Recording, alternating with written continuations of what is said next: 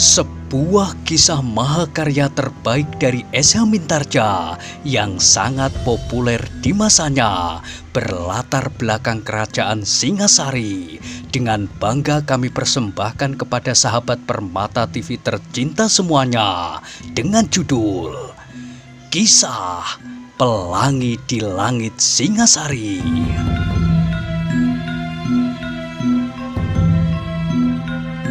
Pada kesempatan yang sangat baik ini, kita masuk pada episode yang ke-189. Selamat menikmati.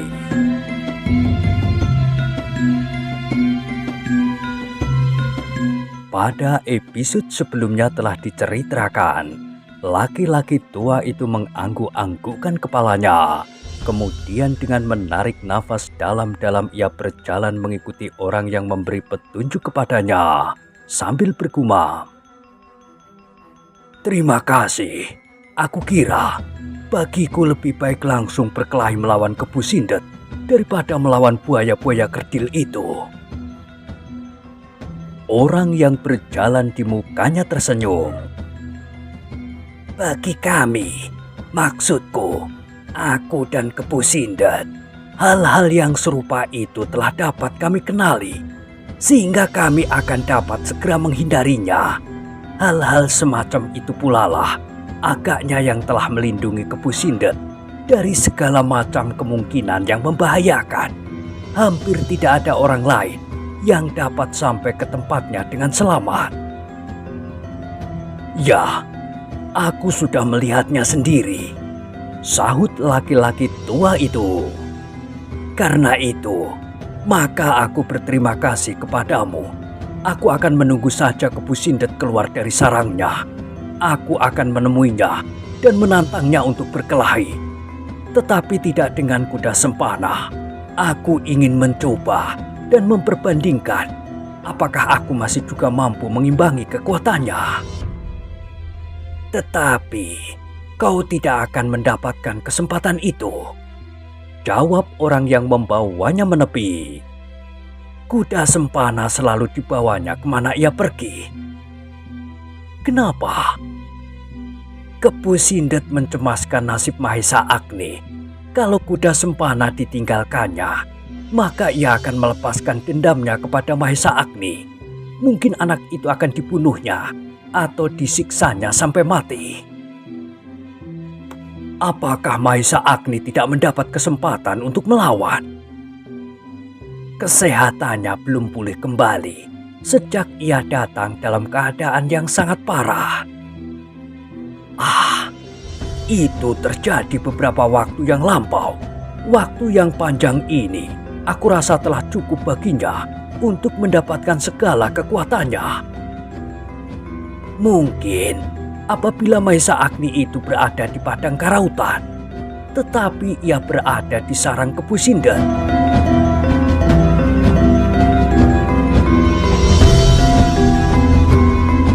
Laki-laki tua itu mengangguk-anggukkan kepalanya. Lalu tiba-tiba ia bertanya, bagaimana dengan Empu Gandring?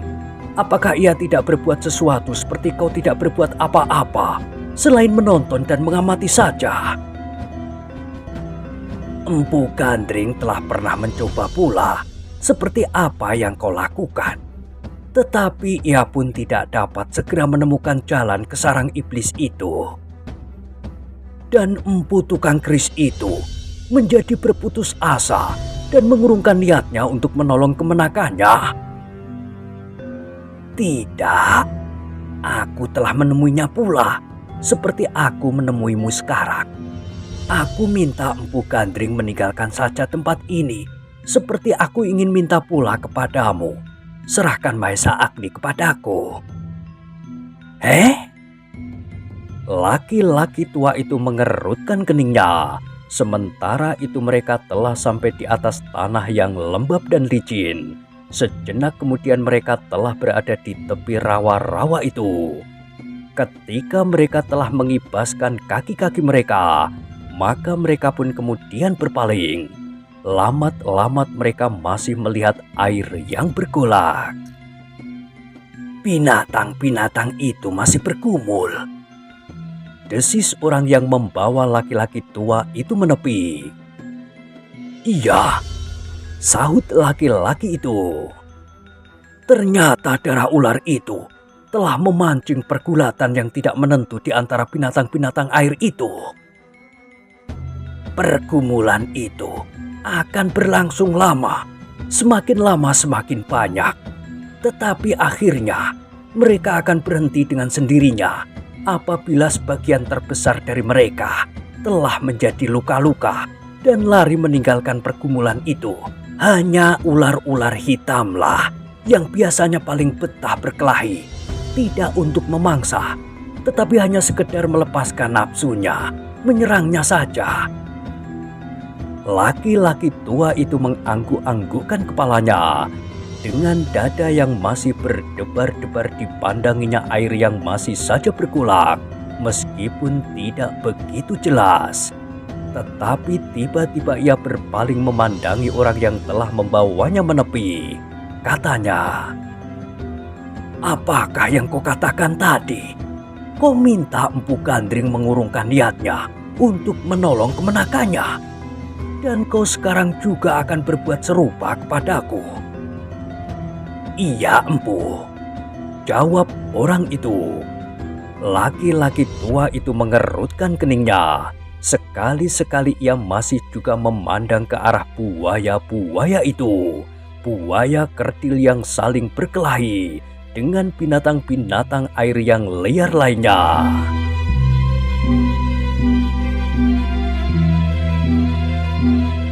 "Kau aneh."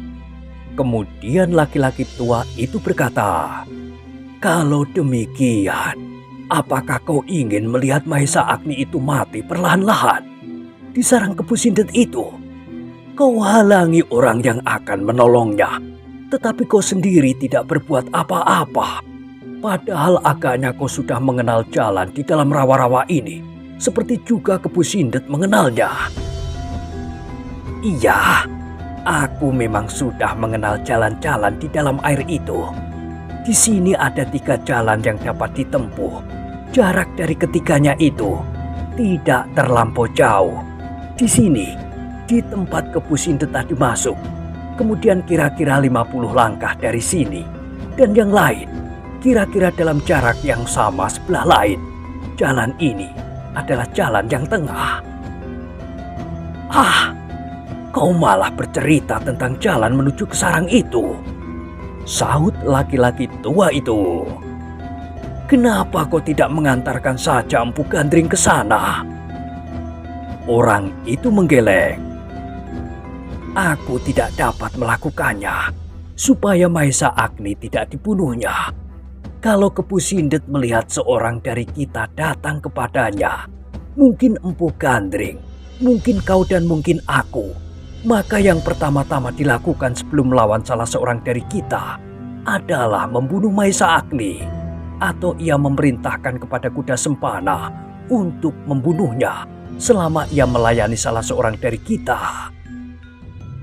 Laki-laki tua itu mengerutkan keningnya, lalu katanya, "Kalau begitu, kita pergi berdua. Seharusnya sudah kau lakukan bersama-sama dengan Empu Gandring. Salah seorang dari kita melawan Kebu Sindet, yang lain berusaha menolong Mahesa Agni. Kalau perlu, membinasakan kuda sempana. Itu pun berbahaya, apalagi kalau Kebu Sindet melihat 2 orang datang bersama-sama.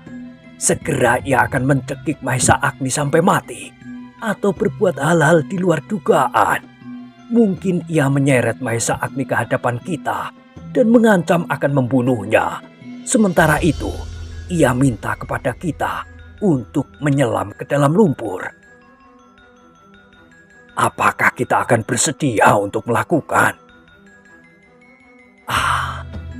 Sudah tentu kita akan dapat meloncat menepi dan membunuh Kebu Sindet itu. Kita berdua pasti mampu melakukan.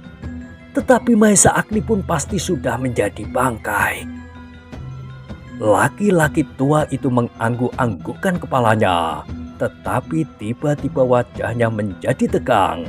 Sambil memutar tubuhnya, ia berkata, "Aku menganggap kau orang aneh. Kau mengenal jalan-jalan di dalam rawa-rawa ini. Kau pasti pernah melihat Kepu Sindet pergi meninggalkan sarangnya. Nah, kenapa kau tidak masuk ke dalamnya pada saat-saat Kepu Sindet itu pergi dan menyelamatkan Mahesa Agni?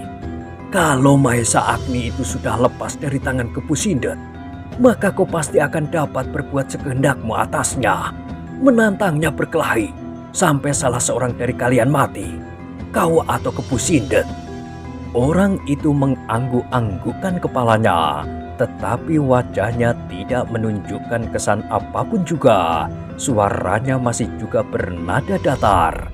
Tanpa ragu-ragu orang itu berkata, "Iya, kalau aku mau, aku akan dapat melakukannya." "Kenapa tidak kau lakukan hal itu?" "Aku mempunyai pertimbangan lain." "Pertimbangan apa?" Orang itu tidak segera menjawab. Dilontarkannya pandangan matanya jauh-jauh ke tengah-tengah rawa-rawa itu. Sekali-sekali dipandanginya sulur-sulur yang bergayutan pada cabang-cabang pepohonan yang berjuntai dan menyentuh wajah air yang keruh itu. Dan sekali-sekali dipandanginya binatang-binatang air yang masih saja bergulat meskipun sudah agak berkurang. "Bagaimanakah pertimbanganmu?" desak laki-laki tua itu. Orang itu tidak segera menjawab. Matanya yang cekung masih juga menatap jauh ke tengah-tengah rawa-rawa itu. Tiba-tiba ia berkata, "Jauh ke sanalah sarang Kepu Sindet itu." "Kenapa kau tidak pergi ke sana?" Orang itu menggeleng. "Tidak, aku sedang melakukan rencanaku sendiri." "Aneh." Laki-laki tua itu berdesis. "Kau memang orang aneh bagiku. Aku belum mengenal tabiatmu sebaik-baiknya, seperti kau belum mengenal aku pula. Mungkin kau masih juga menaruh curiga, atau malahan kau ingin berbuat atasku, tetapi kau mencari jalan yang berputar-putar." "Tidak," sahut orang tua itu. "Aku sudah yakin bahwa kau akan pergi menolong Mahesa Agni. Kalau yang berbicara dengan aku sekarang ini bukan kau, maka aku pasti tidak akan percaya bahwa kau benar-benar bermaksud baik terhadap Mahesa Agni." Jawab laki-laki tua itu. "Aku tidak melihat tanda-tanda bahwa kau bersungguh-sungguh ingin melepaskannya dari tangan Kepu Sindet. Seandainya Empu Gandring pada saat ini ada juga di sini, maka ia pasti akan berpendirian sama seperti aku." "Kau salah mengerti." "Tidak, aku tidak salah mengerti. Aku memang sama sekali tidak mengerti maksudmu dan caramu." "Serahkan kepadaku. Tinggalkanlah tempat ini. Aku akan menyelesaikan sesuai dengan rencanaku." Laki-laki tua itu mengerutkan keningnya. Lalu katanya, "Kau benar-benar membuat aku heran. Barangkali akan lebih baik apabila aku menunggu di sini. Kalau Kepu Sindet itu keluar, kita bunuh bersama-sama. Kita akan dapat melepaskan Mahesa Agni tanpa membahayakan jiwanya." Orang itu tidak segera menjawab. Kerut-merut dahinya membayangkan suatu pergolakan di dalam dadanya. Sejenak kemudian perlahan-lahan ia menjawab, "Hal itu memang mungkin kita lakukan, Empu. Tetapi aku tidak akan puas. Meskipun Kepu Sindet akan terbunuh, namun kematiannya tidak akan menumbuhkan persoalan di dalam dirinya.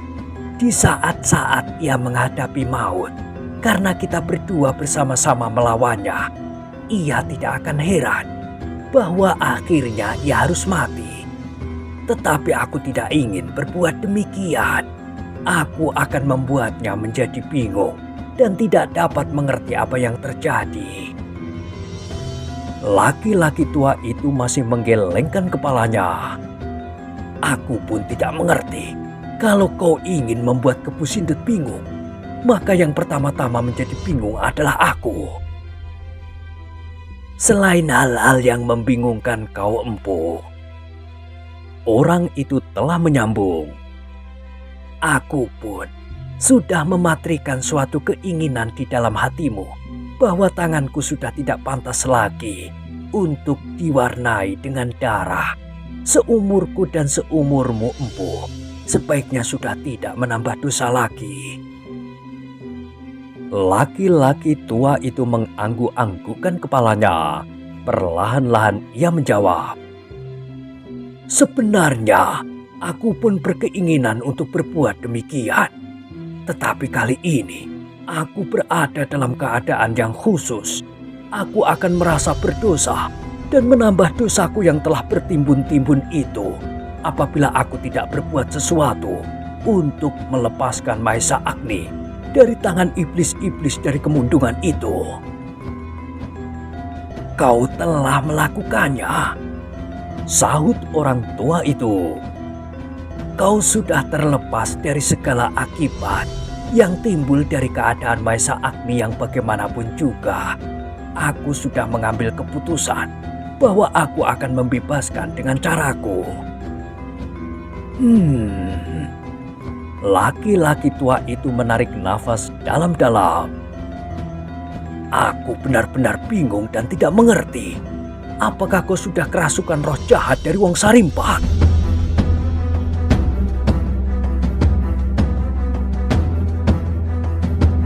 Orang tua itu mengernyitkan alisnya. Desahnya. Apakah kau tidak percaya kepadaku? Seharusnya aku percaya, terlampau percaya, tetapi sikapmu meragukan aku. Atau apakah kau sedang memperolok-olokkan aku? Tidak, aku berkata sebenarnya. Laki-laki tua itu terdiam sejenak, tetapi kemudian ia menggelengkan kepalanya. Tidak masuk di akalku. Jangan kau peningkan kepalamu karena persoalanku dengan anak itu, Empu. Sebaiknya kau kembali, beristirahat, dan mensucikan diri. Laki-laki itu masih berdiam diri sejenak, tetapi tiba-tiba ia menggeleng. Tidak, aku akan pergi ke sarang iblis itu untuk membebaskan Maesa Agni. Kalau kau tidak mau mengotori tanganmu dengan darah, maka biarlah aku sendiri yang melakukan. Aku hanya minta kau menunjukkan jalan. Orang itu menarik nafas dalam-dalam. Jawabnya, jangan, Empu. Tinggalkan saja tempat ini. Empu Gandring pun bersedia berbuat demikian. Kenapa kau tidak? Empu Gandring pada saat itu tidak dapat meragukanmu. Pada saat itu semuanya baru saja terjadi. Tetapi kini beberapa waktu telah lampau dan Maesa Agni masih saja belum terbebaskan. Apakah aku masih dapat mempercayaimu? Setidak-tidaknya aku mencurigai kemampuanmu. Seandainya kau benar-benar ingin melepaskannya dari tangan Kepu Sindut, yang tidak masuk di akalku adalah karena kau menolak bekerja bersama dengan aku untuk kepentingan Maesa Agni itu.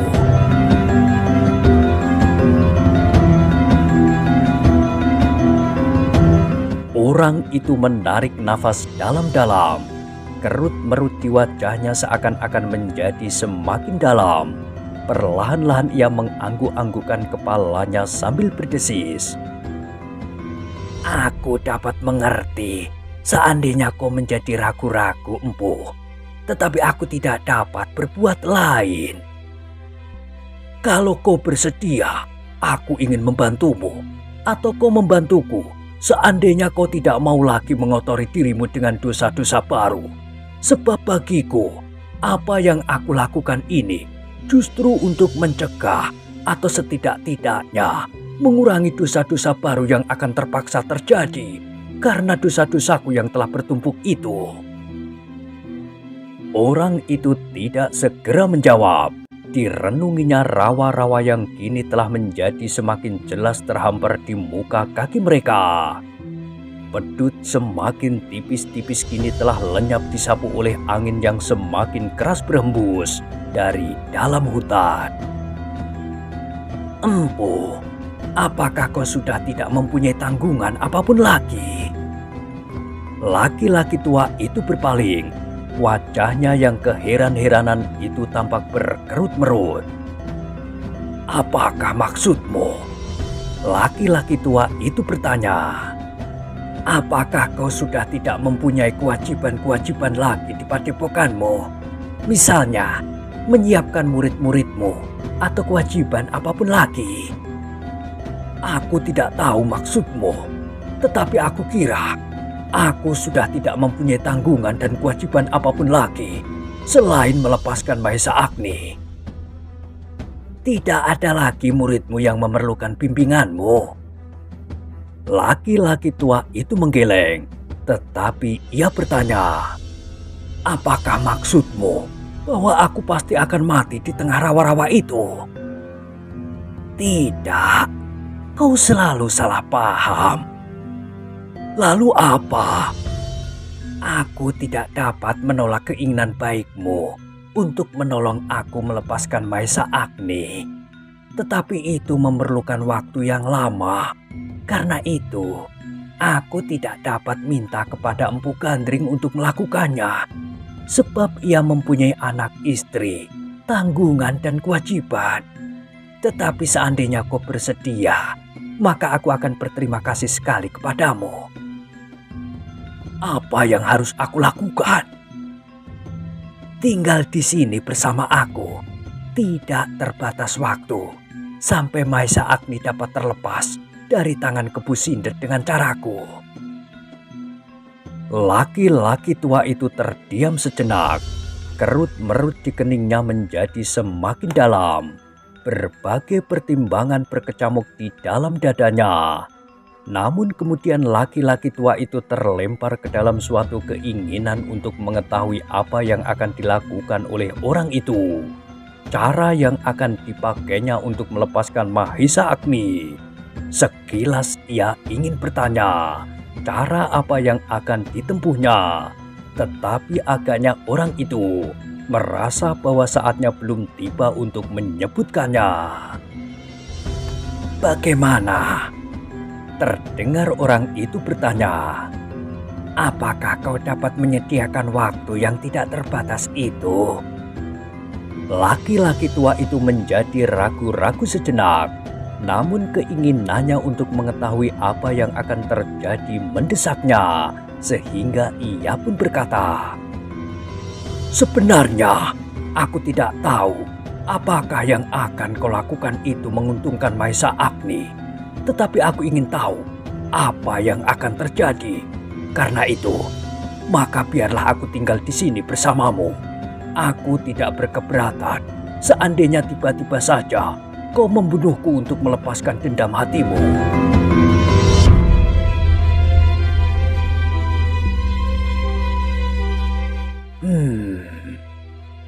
Orang itu menarik nafas dalam-dalam. Kau masih juga berprasangka kalau aku ingin membunuh dengan curang, maka yang pertama-tama aku bunuh sambil bersembunyi adalah Kebu Sindet. Mungkin aku dapat mengintainya dan dengan diam-diam aku melontarnya dengan sebilah pisau. Dengan tangan kiri ke punggung kuda Sempana dan dengan tangan kanan ke punggung Kebu Sindet. Seandainya Kebu Sindet tidak mati seketika itu, tetapi tenaganya pasti sudah separuh surut. Sedang kuda Sempana pasti tidak usah mengulangi untuk yang kedua kalinya. Laki-laki tua itu mengangguk-anggukkan kepalanya. Ia tidak dapat menyangkal bahwa hal yang demikian itu dapat terjadi. Ia yakin seandainya orang itu ingin, maka pasti dapat dilakukannya. Karena itu maka jawabnya, baiklah, aku tinggal di sini. Aku masih mempunyai sisa-sisa kepercayaan kepadamu. Terserahlah, tetapi apabila kau bersedia tinggal di sini, aku akan sangat berterima kasih. Tetapi kau harus menahan nafsumu. Betapapun mengendap hati dan nalarmu, tetapi sifat-sifatmu masih saja tumbuh setiap saat. Karena itu, kau harus bersabar. Terlampau sabar untuk melakukan pekerjaan ini. Laki-laki tua itu masih mengangguk-anggukkan kepalanya. Aku akan mencobanya. Mudah-mudahan kau berhasil. Kalau kau dicekam oleh nafsumu, maka semuanya akan gagal. Mudah-mudahan, desis laki-laki tua itu. Kalau begitu, marilah kita menepi. Jalan ini adalah jalan yang sering dilalui oleh Kebu Sindet dan kuda sempana. Baru saja ia masuk ke dalam sarangnya. Tetapi mereka tidak kerasan berada di rumah mereka. Paling lama, mereka berada di sana 1 hari 1 malam. Kemudian mereka pergi lagi untuk 2-3 hari. Kemana saja mereka itu pergi? Orang itu menggeleng. Aku tidak tahu. Tetapi adalah kebiasaan Kebu Sindet untuk berjalan dari lorong ke lorong, dari patisan ke patisan, dari rumah ke rumah. Ia adalah seorang raja yang tidak bermahkota. Tak seorang pun yang berani menentang kehendaknya. Dan kau lebih baik tidur saja selama ini. Sudah aku katakan, ikutlah aku berbuat sesuatu. Laki-laki tua itu terdiam dan sejenak mereka saling berdiam diri. Sehingga desir angin di dedaunan terdengar semakin nyata di antara gemerisik sayap burung-burung liar yang berkeliaran di pepohonan. Mari kita menepi. Di mana kau tinggal selama ini? Di mana-mana, di antara pepohonan dan gerumbul-gerumbul liar itu. Tetapi aku kadang-kadang berada di lereng-lereng bukit kecil itu. Bagaimana kalau tanah itu longsor? Akibatnya sudah pasti, aku mati tertimbun di bawahnya. Laki-laki tua itu tidak bertanya lagi. Keduanya berjalan dan menyelinap di belakang gerumbul-gerumbul liar. Mereka kemudian berhenti di sebuah ereng-ereng padas dari sebuah gumuk kecil. Di sini, aku berteduh bila hujan turun. Laki-laki tua itu mengangguk-anggukkan kepalanya, tetapi keningnya kemudian tampak berkerut-merut. Dilihatnya di dalam ereng-ereng itu berbagai macam benda yang semula tidak dikenalnya. Sulur-sulur kayu, kepingan batu-batu kecil, dan gulung tali tersangkut di pinggiran ereng-ereng itu. Laki-laki tua itu menarik nafas dalam-dalam. Ternyata kau masih juga tekun. Ilmu apa lagi yang akan kau lahirkan di sini? Orang itu menggeleng. Aku hanya membiasakan diri mempergunakan alat-alat yang dapat aku temui di sini. Apakah kau sedang menciptakan suatu tata gerak dari sebuah ilmu yang akan kau persiapkan untuk membunuh Kebu Sindet? Itu adalah lucu sekali. Sekarang juga kau tidak akan dapat dikalahkan. Meskipun kau tidak juga yakin akan mengalahkannya. Kalau kau memerlukan waktu terlalu lama dengan sebuah ilmu baru, maka Maisa Agni pasti sudah menjadi makanan buaya-buaya kerdil itu. Orang itu menggeleng. Kau salah. Maisa Agni tidak akan dibunuhnya. Anak itu akan dijual oleh Kebu Sindet kepada permaisuri Tunggul Ametung itu. Laki-laki itu sekali lagi terdiam. Namun pandangan matanya beredar ke tempat-tempat di sekitarnya.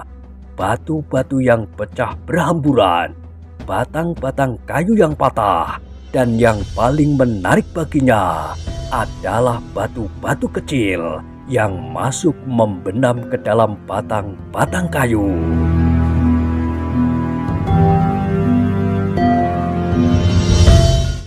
Nah, bagaimanakah kisah selanjutnya? Silahkan ikuti terus kisah Pelangi di Langit Singasari pada episode berikutnya.